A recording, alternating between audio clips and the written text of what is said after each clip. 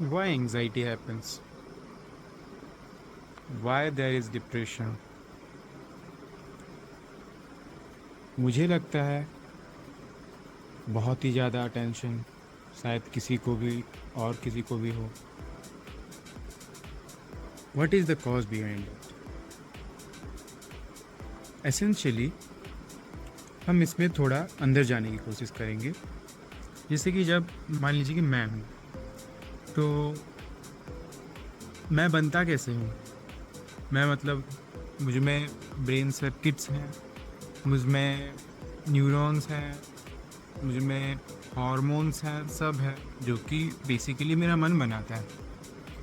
तो अगर हम बोलेंगे ना कि डिप्रेशन क्योंकि आजकल का एजुकेशन सिस्टम ऐसा है इसलिए आ रहा है, या फिर मम्मी पापा ने हमको नहीं सुना इसीलिए हमको आ रहा है, या फिर हम बोलें कि हमें दिक्कत आ रही है, ये सब समझने में हमको कोई समझाने को नहीं है इसलिए दिक्कत आ रहा है, शायद हम रिग्रेट कर रहे हैं, रात भर सो नहीं पा रहे हैं.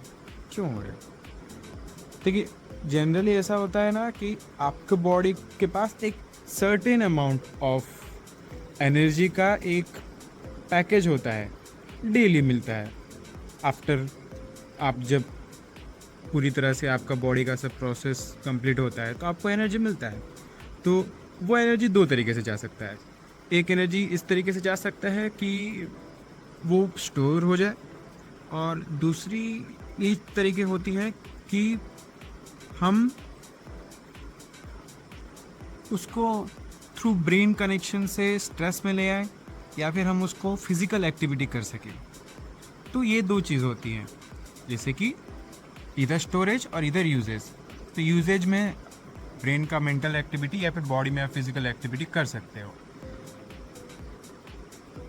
बॉडी में जो फिजिकल एक्टिविटी हो रहा है वो कहीं हद तक न्यूट्रिएंट्स के ऊपर डिपेंड करता है, कहीं हद तक हमारे जीन्स के ऊपर डिपेंड करता है, और कहीं हद तक हमारे चॉइस के ऊपर डिपेंड करता है. तो जब भी हम किसी डिप्रेशन के बारे में सोचते हैं या करते हैं, इट्स नॉट जस्ट कि हम सोच रहे हैं, बहुत ही सारे उसके को फैक्टर्स भी होते हैं. तो अभी के जनरेशन में डायरेक्ट रिलेशन ये है कि अभी जो बैलेंस है, जो न्यूट्रिएंट का इम्बैलेंस है, is directly related to our brains imbalance. ये हमेशा रहना है, और ये मतलब हमें इसको ठीक करना चाहिए.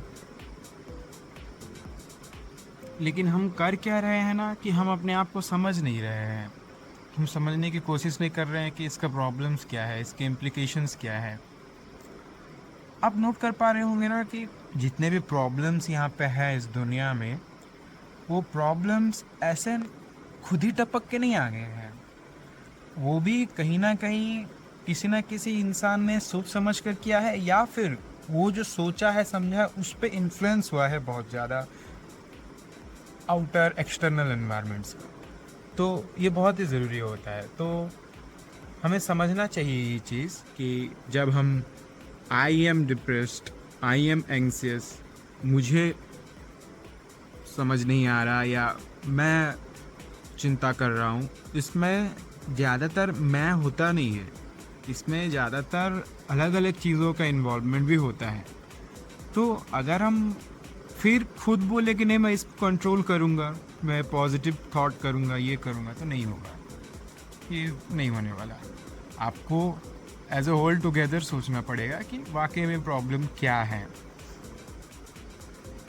इसी में हमको पता चलता है, जितना हम जानने को पाते हैं, कि ना द मेन मुद्दा ये ज़िंदगी का ये है कि इंसान अपने आप को समझता ही नहीं है. और जब हम बोलते हैं कि इंसान अपने आप को समझता नहीं है, वो सोचता है कि हम उसको बहुत ही बड़ी बात बोल रहे हैं, कोई स्पिरिचुअल नहीं. बस आपको बस सिंपली समझना है कि आपको बॉडी कैसे फंक्शन करते हैं, आपके ब्रेन कैसे फंक्शन करते हैं, आपको किस तरह से सोचना होता है, आप किस हिसाब से ऑब्जर्व करते हो. लर्निंग को भी लर्न करना पड़ेगा, वैसे लाइफ लिविंग को भी सीखना पड़ेगा. समझ रहे हैं ना? So keep living your life with having a lot of curiosity.